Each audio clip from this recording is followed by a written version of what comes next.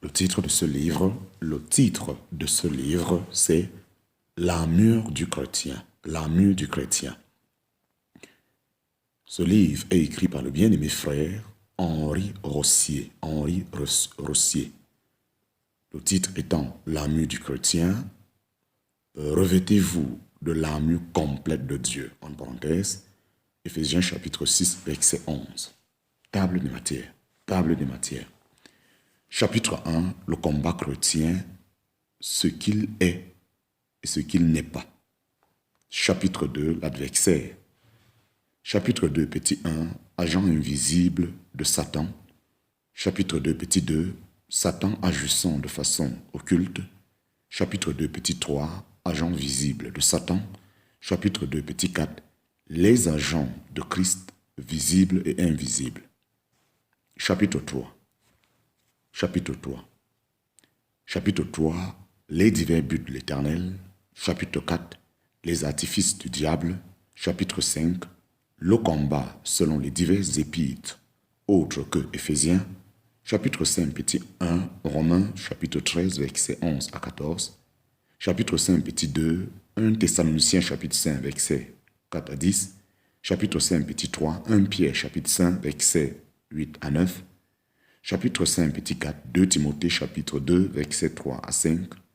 Chapitre 5, petit 5, 2 Corinthiens, chapitre 10, versets 3 à 6. Chapitre 5, petit 6, 2 Corinthiens, chapitre 6, verset 7. Chapitre 5, petit 7, Hébreux, chapitre 4, verset 12. Chapitre 5, petit 8, 1 Corinthiens, chapitre 9, verset 25 à 27. Chapitre 6, Éphésiens, chapitre 6, verset 10 à 20. Chapitre 6, Éphésiens, chapitre 6, verset 10 à 20. Chapitre 6, petit 1, le rôle de l'armure et comment on s'en sert. Chapitre 6, petit 2, l'ennemi et sa stratégie, tenir ferme. Chapitre 6, petit 3, les pièces de l'armure selon David. Chapitre 6, petit 4, les pièces de l'armure selon Éphésiens, chapitre 6. Chapitre 6, petit 4, bas 1, les armes défensives. Chapitre 6, petit 4, bas 1, sous 1, la ceinture. Chapitre 6, petit 4, bas 1, sous 2, la cuirasse. Chapitre 6, petit 1.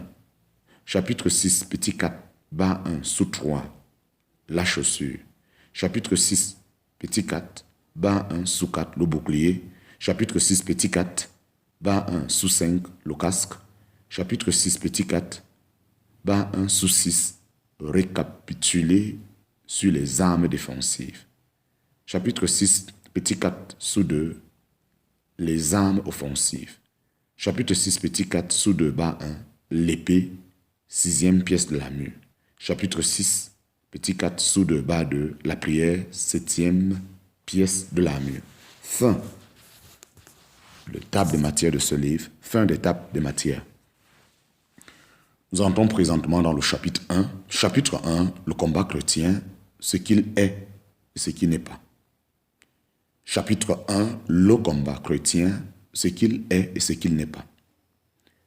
Le combat chrétien occupe dans la parole de Dieu une place considérable.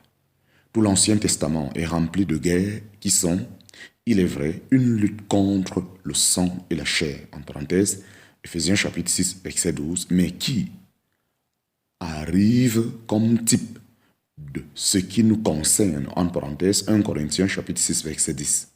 Le Nouveau Testament ne traite jamais de nos guerres. Le Nouveau Testament ne traite jamais de nos guerres qu'au point de vue spirituel.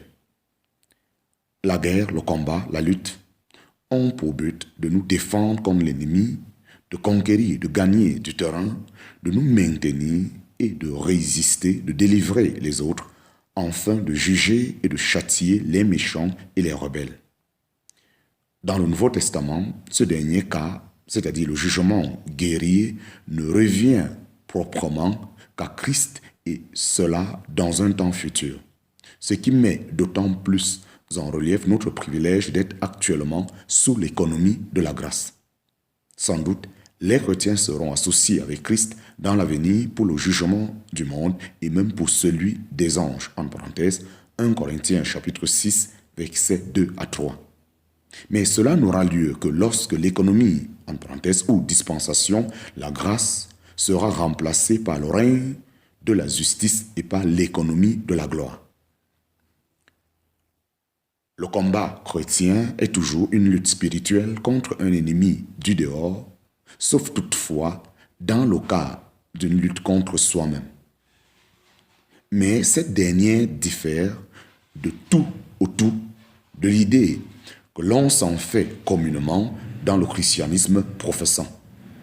L'on y voit en effet les doutes de l'incrédulité, l'incertitude du salut, le manque de confiance dans les promesses de Dieu ou de foi à l'autorité de la parole taxée de combat chrétien, ou de foi à l'autorité de la parole taxée de combat chrétien.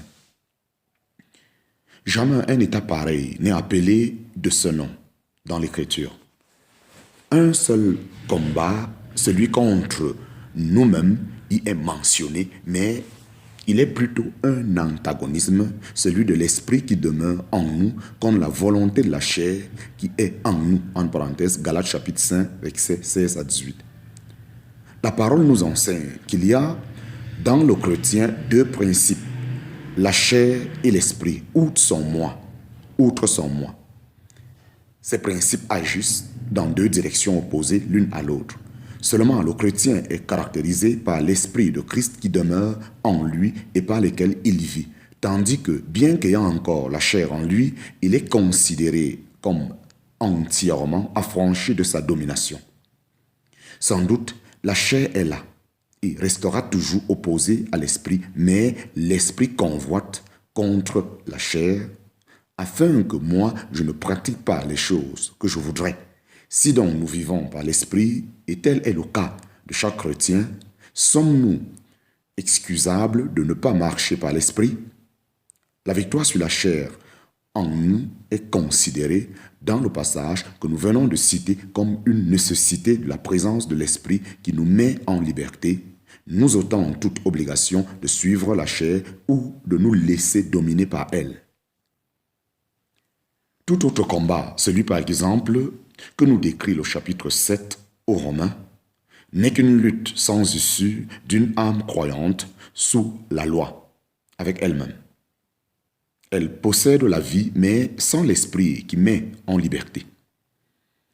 Possédant deux natures, l'ancienne et la nouvelle, l'homme de Romains chapitre 7 est toujours esclave de l'ancienne. Il veut le bien et fait toujours le mal. Finalement, réduit au désespoir, il arrive, après tant de désolantes expériences, au plein affranchissement, non pas le combat, mais par la connaissance de l'œuvre parfaite de Christ qu'il a délivré à toujours. Aussi peut-il dire, il n'y a donc maintenant aucune condamnation pour ceux qui sont dans le Christ Jésus, car la loi de l'esprit de vie dans le Christ Jésus m'a affranchi de la loi du péché et de la mort. En parenthèse, Romains chapitre 7, verset 8. Le combat de Romains chapitre 7 est donc non pas une victoire, mais une défaite continuelle jusqu'au moment où l'âme apprend enfin qu'un autre a vaincu pour elle. La nouvelle nature en nous est incapable d'échapper à l'esclavage de la chair, aussi longtemps qu'elle ne possède pas l'esprit comme puissance de sa vie nouvelle.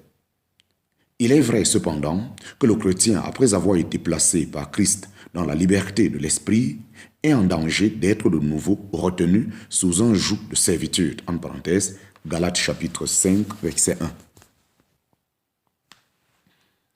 Aussi est-il exhorté à tenir ferme sur les positions qui lui ont été acquises par l'œuvre de Christ afin de ne pas redevenir esclave de la loi et du péché. Chapitre 2, l'adversaire. Chapitre 2, l'adversaire. Après avoir dit ce qu'est le combat chrétien et ce qu'il n'est pas, considérons quel est l'adversaire que nous avons à combattre. Cet adversaire est Satan. Il emploie contre nous les agents divers, visibles et invisibles. Nous sommes au chapitre 2, je répète, chapitre 2, nous venons de finir le chapitre 1, chapitre 2, l'adversaire.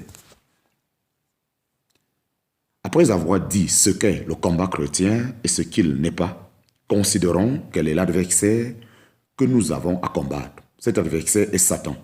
Il emploie contre nous des agents divers, visibles et invisibles. Chapitre 2, petit 1, agent invisible de Satan. Chapitre 2, petit 1, agent invisible de Satan. Ces agents invisibles, les principautés et les autorités, la puissance spirituelle de méchanceté qui est dans les lieux célestes, en parenthèse, Éphésiens chapitre 6, verset 12, sont d'abord les anges que Satan a entraînés dans sa rébellion. Ces anges tombés ont des chefs qui exercent leur influence sur les dominateurs du monde pour contrecarrer par eux les desseins de Dieu envers son peuple, tandis que d'autres chefs angéliques, tels que Michel, l'archange, agissent sous les ordres de Christ pour leur résister et entraver leurs desseins auprès des mêmes dominateurs. En parenthèse, Daniel chapitre 10. Chapitre 2, petit 2, Satan agissant de façon occulte. Chapitre 2, petit 2, Satan agissant de façon occulte.